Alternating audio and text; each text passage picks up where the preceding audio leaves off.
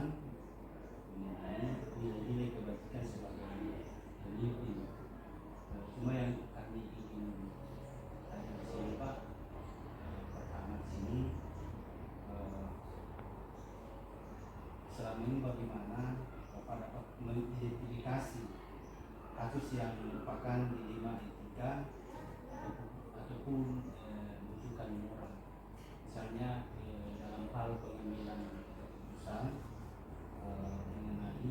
mengenai peserta didik dalam menyelesaikan masalah peserta didik yang sudah melakukan pelanggaran terhadap peraturan sekolah secara ulang, dan mungkin ini Pak semua sekolah barangkali mengalami pelanggaran yang dilakukan oleh peserta didik. Kira-kira bagaimana biasa diidentifikasi itu Pak? Ya. Untuk mengidentifikasi hal-hal yang begitu tentu harus kolaborasi. Tidak bisa kita mengidentifikasi sendiri lalu mengambil kesimpulan sendiri. Jadi dilihat dari persoalan-persoalan yang muncul, itu yang diketahui dalam hal ini wali kelas. Jadi kita identifikasi melalui kelas, kemudian juga melalui guru BK dan laporan-laporan dari guru tiket. Nah, semua itu yang lebih jadi di depan mengetahui persoalan-persoalan ini. Nah, kalau sebagai kepala sekolah tentu sebagai pimpinan setelah menerima laporan-laporan itu ya kita kelola. Bagaimana jalan keluarnya bisa disampaikan dalam kata-kata mungkin atau dalam mencari jurnal-jurnal tertentu atau diskusi-diskusi dalam kegiatan-kegiatan IPKS. Kita kepala sekolah atau karena mereka juga tentu punya pengalaman-pengalaman sendiri di sekolah masing-masing. Terima kasih Pak. Memang perlu seperti yang sudah disampaikan oleh Bapak tadi, mulai dari mata pelajaran. Iya, mata pelajaran. Dari setiap identifikasi tadi itu Pak, selain daripada yang terlibat tadi itu Pak, dari mata pelajaran, BK, apakah masih ada yang lain Pak? Siswa atau komite? Iya, jadi sebenarnya kalau secara terstruktur guru-guru mata pelajaran kan tidak langsung melaporkan kepada kepala sekolah, tapi melalui kelas. Nanti salah satunya oleh kelas itu jenjang-jenjang pelaporannya.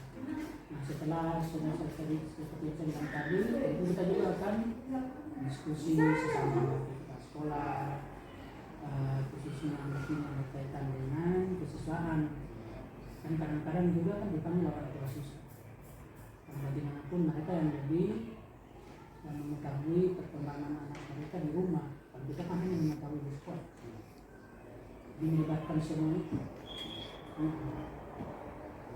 Berarti juga dari setiap keterlibatan dari mata pelajaran juga selain wali kelas, BK, biasa juga sudah selesai dari bawah itu Pak, sampai terus ke BK. Iya, kalau memang ada hal-hal yang bisa diselesaikan oleh kelas, situ saja. Tapi kalau tidak, naik ke guru BK. Kalau tidak, ya dengan orang tuanya. Terima kasih Pak. Kemudian selama ini bagaimana menjalankan pengambilan keputusan di sekolah Pak, terutama untuk kasus-kasus di mana dua kepentingan yang sama benar atau bersama-sama mengandung nilai kebajikan. Hal ini di posisinya kita mengambil keputusan biasa antara benar dan salah ini Pak, karena sulit benar dan salah, baik dan buruk. Iya. Ya, itulah yang disebut dengan etika atau kadang kita membuat begini, bagaimana ini, bagaimana itu. Jadi memang harus dipertimbangkan sebaik-baik mungkin. Tapi yang pasti dalam setiap pengambilan keputusan, di samping memikirkan kebijakan-kebijakan yang besar, pasti dalam setiap keputusan yang diambil itu tidak akan mengakomodir atau tidak akan memuaskan semua pihak. Paling tidak keputusan yang kita ambil itu meminimalisir soalan dan menemukan jalan keluar yang baik. Iya. Terima kasih Pak. Langkah. Kemudian untuk langkah-langkah atau prosedur apa biasa yang dilakukan Pak? Langkah-langkah dalam menyelesaikan masalah tadi itu. Iya, langkah-langkahnya pada 9 langkah itu Pak. Iya. Nah, semua itu semua dilakukan. Yang pasti berdasarkan itu lalu kita akan mengambil keputusan yang